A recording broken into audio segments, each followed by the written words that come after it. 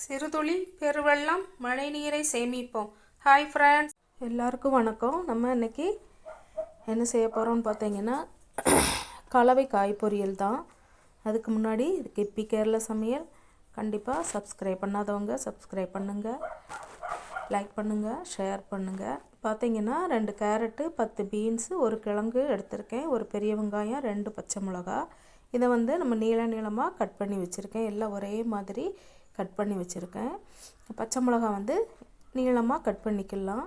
இது அதிகமாக காரம் இல்லாத பச்சை மிளகா தான், அதனால் பெரிய பச்சை மிளகா 2 எடுத்திருக்கேன். இதை கட் பண்ணி வச்சுட்டு நாம் தாளிச்சிக்கலாம். இதுக்கு கடாய் அடுப்பில் வச்சு எண்ணெய் ஊற்றியிருக்கேன். எண்ணெய் ஊற்றிட்டு அதுக்கு கடுகு, உளுந்தம்பருப்பு, கடலைப்பருப்பு இதெல்லாம் கலந்துருக்கிற கடுகு போட்டுக்கலாம். அது போட்டு நல்லா பொரிஞ்சதுக்கப்புறமா வெங்காயம், பச்சை மிளகா போட்டு நல்லா வதக்கி விட்டுக்கலாம். அது வதக்குனதுக்கப்புறமா காய் போட்டுக்கலாம்.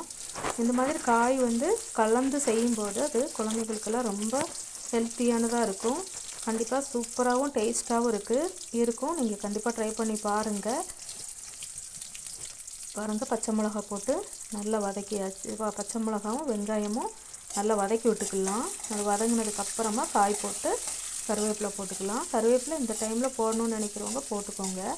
ஏன்னா பச்சை கருவேப்பிலை போடும்போது அதோட வாசனை நல்லாயிருக்கும். அதுக்காக தான் நான் காய் போட்டு பரட்டி விட்டு அதுக்கப்புறமா பச்சை கருவேப்பிலை போட்டுக்கிறேன். உங்களுக்கு எப்படி வசதியோ அது மாதிரி செஞ்சுக்கோங்க. வெங்காயம், பச்சை மிளகா நல்லா வதங்கிருச்சு. இப்போ பார்த்தீங்கன்னா காய் எல்லாமே அதில் போட்டுக்கலாம். இதில் போட்டு நல்லா பரட்டி விட்டுட்டு கொஞ்சமாக மஞ்சள் தூள், ஒரு அரை டீஸ்பூன் அளவுக்கு மஞ்சள் தூள் போட்டுக்கலாம். மஞ்சள் தூள் போட்டு அதையும் நல்லா மிக்ஸ் பண்ணி விட்டுட்டு அதுக்கு தகுந்த அளவுக்கு உப்பு போட்டுக்கலாம். உப்பு போட்டு நல்லா பரட்டி விட்டுட்டு அதுக்கப்புறமா கருவேப்பிலை போட்டு மிக்ஸ் பண்ணி விட்டு நல்லா மூடி வச்சிடலாம். அது நல்லா பாதி வெந்ததுக்கப்புறமா கொஞ்சமாக தண்ணி ஊற்றி மறுபடியும் அதை மூடி வச்சு வேக வச்சுக்கலாம். பாருங்கள், இப்போ மஞ்சள் தூள் கொஞ்சமாக போட்டிருக்கேன். உங்களுக்கு தேவையான அளவுக்கு நீங்கள் போட்டுக்கோங்க. மஞ்சள் தூள் போட்டு நல்லா மிக்ஸ் பண்ணி விட்டோன்னா அது கொஞ்சம் நல்லா கலராக இருக்கும்.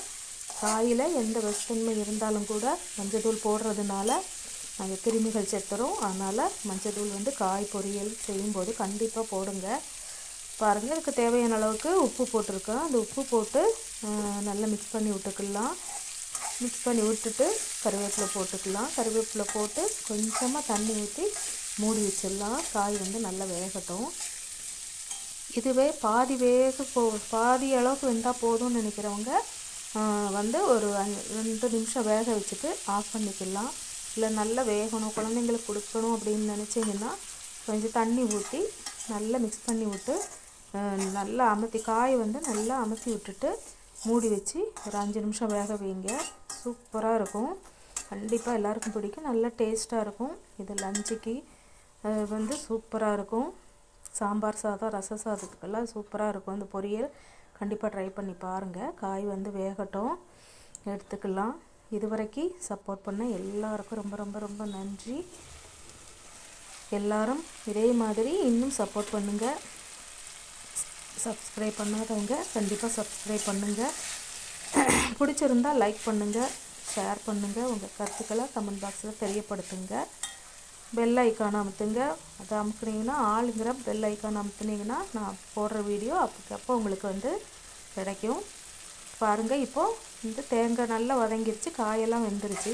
நான் ஒரு பிடி தேங்காய் துருவல் போட்டுட்டேன். நீங்கள் தேங்காய் அதிகமாக போடணும்னு நினச்சிங்கன்னா அதிகமாக தேங்காய் போட்டுக்கோங்க. ஒரு அரை கப்பு அளவுக்கு கூட போட்டு நல்லா மிக்ஸ் பண்ணி விட்டு மூடி வச்சுட்டிங்கன்னா சூப்பராக இருக்கும். செம்ம டேஸ்ட்டாக இருக்கும். கண்டிப்பாக நீங்களும் ட்ரை பண்ணி பாருங்கள். சூப்பராக இருக்கும். அவ்வளோதான். பாருங்கள், நல்லா வெந்துருச்சு. இப்போ நம்ம இறக்கிட்டு பவுலில் மாற்றிக்கலாம். சூப்பராக இருக்கும். நீங்களும் ட்ரை பண்ணி பாருங்கள். இது வரைக்கும் சப்போர்ட் பண்ண எல்லாருக்கும் ரொம்ப ரொம்ப நன்றி. வணக்கம். தேங்க்யூ. பாய்.